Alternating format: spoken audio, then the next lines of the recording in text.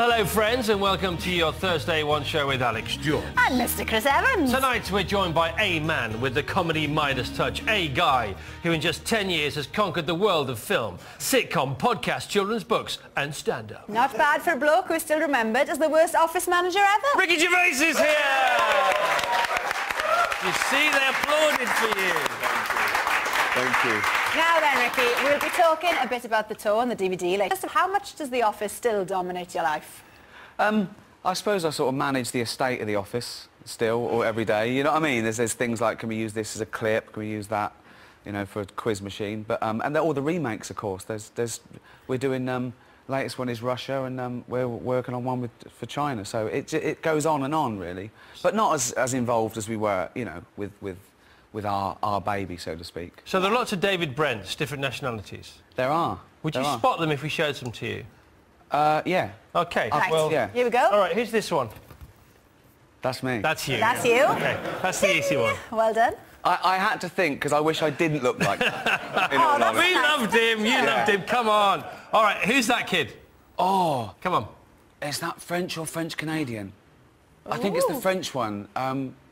Le Bureau. Is that your final answer? Oh, French-Canadian. French-Canadian is the right answer. And his character name, as a little homage, is David Gervais. That's right, it's That's Antoine right. Vézina, and the show's called Le Job. Yeah. Well, you can see job. the confusion. They're all fat blokes with goatees at the moment. All right, who's this kiddie? Ooh. Stromberg. That's the German David Brent. That's right, and his name is Bernd Stromberg, absolutely right, correct. This is 100% Well so done. far. How Very impressive. How about this baby boy? Oh, it's Chili, but I don't know his name. it's the Chili one. Yeah? What's the show called? La. Is that La Office? Yes, With it is, La S? Office. Yeah. Wonder where they got that from. And the actor is Louis Gnecco. That's right, And the yeah. character is called... Oh. Sorry if I've got it all written down. El Brente. Manuel Sedal.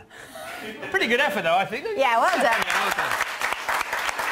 All right, more from Ricky in a bit, and as a bonus, the man Ricky thinks is the funniest guy in the world, Karl Pilkington, will be joining us. Well, there he is. Get him on now. Get him on now, really. Now, We Ricky, can get him on now. Okay. You get him on now. All right, really. well, Don't okay. he's worry. on his way now. Hang You've got on. to come Yeah. down the long For those at corridor. home who don't know who Karl is, can you explain? He's sort of my best mate now. I've known him for about 8 years, but he was just given to us as our producer when we worked on XFM, and he was pressing the buttons and stuff. And then one day we, you know, as you do, we'd say, oh, what do you think? And what he came out with was, I'd like to say comedy gold, but it was drivel.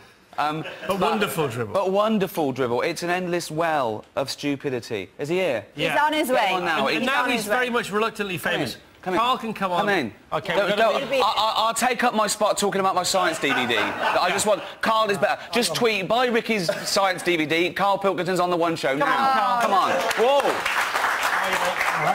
Please stay over there, please. Hello, Karl. Right. While you have a little chat there, all this week we've been showing Cary Grant's great stories about people who have come this close to the Beatles. Very There you impressive. go. That's going to sound amazing later on. Hopefully, brilliant. yeah. OK, 5,000 kids there. Ricky, you're a recent Beatles fan. You're new to the Beatles. You're late to the party. Yeah, but they sort of didn't mean anything to me. I think I fell for that myth you had to like the Stones or the Beatles, and I was always a Stones fan. But in the last couple of years, really, I've just realised they probably are the best band ever. I know. What a revelation. That was amazing. Was there a moment? No, it just... gradually, I realised that I wanted to keep finding a couple of songs on YouTube, and then I discovered more, so... And you met McCartney, didn't you, at the Golden Globes? But you... Oh, I've met him a few times, but the Golden Globes was the one when I did the joke, and That's right. I waited for him to come backstage, and I went, "You still talking to me?" He went, "I loved it, man," and he hugged Really? me. So, yeah. He was all right with it. He's above it, isn't he? He's not going to worry about something I'd say. You worried yourself with that joke, though, didn't you? I did. I just didn't think that... I didn't want anyone to think I was having a go at them at the Globes. I just think I wanted them to know that it was sort of gentle ribbing as a... Sounds like a condom. As opposed to sort of like... Can you say... You can say... No, no, not twice. No. But definitely not Never three times. twice. Never twice. Never twice. Golden Globes... Same one. Golden Globes you can say twice, and you've done it twice. Yeah? Yeah, not yet. I've done the second time is in January. OK, because they liked it so much, and you're brilliant. I mean, obviously, the viewing figures were massive. The share was up for 240 million viewers watched it. I know, madness. If you were asked to host the Oscars, you'd have to say yes? No, I'd have to say no. Really? Wrong gig. Really? Wrong gig. Is there a wrong gig? There is, yeah. The Globes is right. I mean, the Globes is like the second biggest award ceremony in the world, and you're allowed drink, and they sit at tables, and it's more of an industry party. The Oscars is quite stuffy, and you have to... Come on. Well, I could do it, but I think I'd be fired halfway through the show. Yeah. Which should be fine. Carl can step in, look. No, that's terrifies me. He's terrified now. Yeah. I only got him on now because he said if I was out there early, I'd get used to it. He said, and they'd cut me. They run out of time and they'd cut me. All right. So We would never cut you, Carl. No, it's like I prefer that sort of Elvis thing where you saw him pulling up outside, he'd walk straight on the stage. There was no hanging around saying, do you want a Coke, do you want a coffee? We should have said. We'd have done that for you. Well, I thought he got me in early just to annoy me. no, they wanted me even earlier. Right, listen now, we've got to move on. Ricky Gervais is here. Karl Pilkington's here.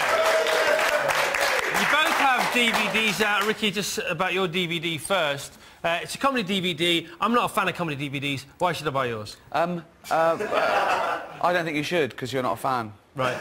Thanks very much. No, so I'm trying to be straight. You've Well, got to be there. Well, I'd like to say it's different to most comedy DVDs. You're going to hear things you haven't heard before. Unfold your arms. Come on now. Oh, sorry. Body language.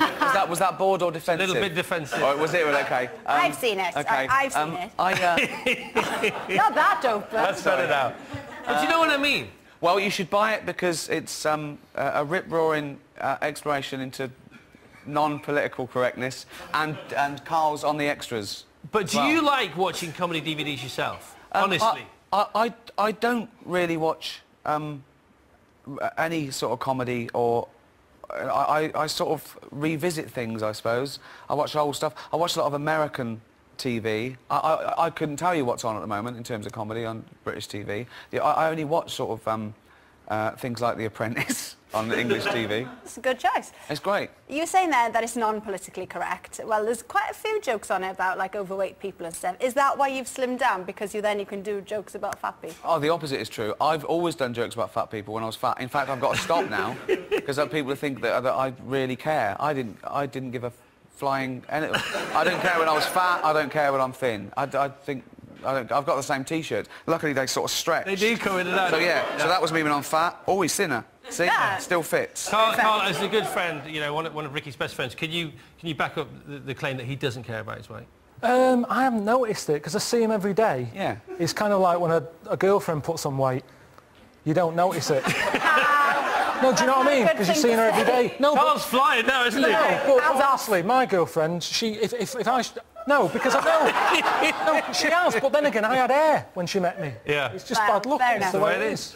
All right, you also you cover autograph hunters in this DVD. Let's watch a bit. Here's the autograph hunter sketch.